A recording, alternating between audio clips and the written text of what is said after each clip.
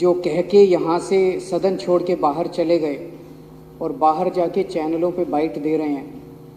वो कह रहे हैं कि मणिपुर से उन लोगों का कोई लेना देना नहीं है, मणिपुर उनके लिए कोई विषय नहीं है।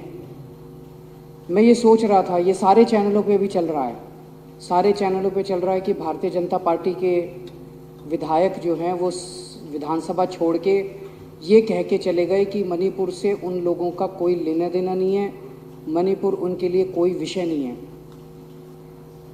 पूरे देश में इस टाइम टीवी चैनलों पे ये चल रहा है और मणिपुर के लोग भी ये देख रहे होंगे।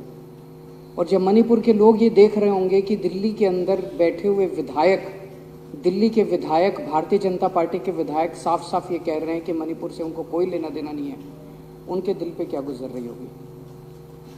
अध्यक्ष महोदय, ये केवल भारतीय जनता पार्टी के कुछ विधायक नहीं कह रहे, ऊपर से नीचे तक पूरी की पूरी इनकी सारी सरकारें और उनके सबसे बड़े नेता प्रधानमंत्री श्री नरेंद्र मोदी जी का संदेश है कि मणिपुर से उनका कोई लेना देना नहीं।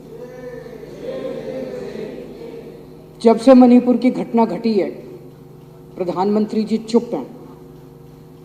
मणिपुर के अंदर 6500 एफआईआर हो गई 190 दिन के अंदर। 3 मई से लेकर 31 जुलाई के बीच में 6500 एफआईआर हो गई। प्रधानमंत्री जी चुप रहे। मणिपुर में 4000 लोगों के घर जला दिए गए, प्रधानमंत्री जी चुप रहे। 60,000 लोग बेघर हो गए, प्रधानमंत्री जी चुप रहे। 150 से ज्यादा लोगों की मौत हो गई, प्रधानमंत्री जी चुप रहे। 350 धार्मिक स्थल जला दिए गए, प्रधानमंत्री जी चुप रहे। केंद्रीय फोर्सेस, आसाम राइफल्स और मणिपुर पुलिस के बीच में खुलेआम झगड़ा हो गया और गोलाबारी हो गई, जो आज तक भारत में कभी नहीं हुई कि सेंट्रल फोर्सेस और लोकल पुलिस के बीच में झगड़ा हो जाए। पूरी दुनिया के अंदर भारत की थू थू हो रही है। यूरोपियन पार्लियामेंट के अंदर इस पे चर्चा हुई, अमेरिका के अंदर इस पे चर्चा हुई, वहां के नेताओं ने इसकी थू थू की, लेकिन भारत के प्रधानमंत्री चुप रहे, कुछ नहीं बोले। और एक दिन जब एक वीडियो चारों तरफ सर्कुलेट हुआ जिसमें हमारी 2 या 3 बहनों को निर्वस्त्र करके सड़क के ऊपर घुमाया गया और उनके साथ खुलेआम सरेआम कई लोगों ने मिलकर गलत काम किया, तब भी प्रधानमंत्री जी चुप रहे। उनके मुख्यमंत्री कहते हैं ये कोई आइसोलेटेड इंसिडेंट नहीं है, यहां तो ये रोज ही हो रहा है। मैं ये पूछना चाहता हूं कि एक देश का प्रधानमंत्री एक पिता के समान होता है सबके लिए। वो जो बेटियां जिनके साथ ये गलत काम किया जा रहा था, या इतनी बेटियों के साथ उनके मुख्यमंत्री का, बीरेंद्र सिंह का कहना है कि ये तो रोज हो रहा है। यहां पे लोग प्रधानमंत्री को रोज याद नहीं करते।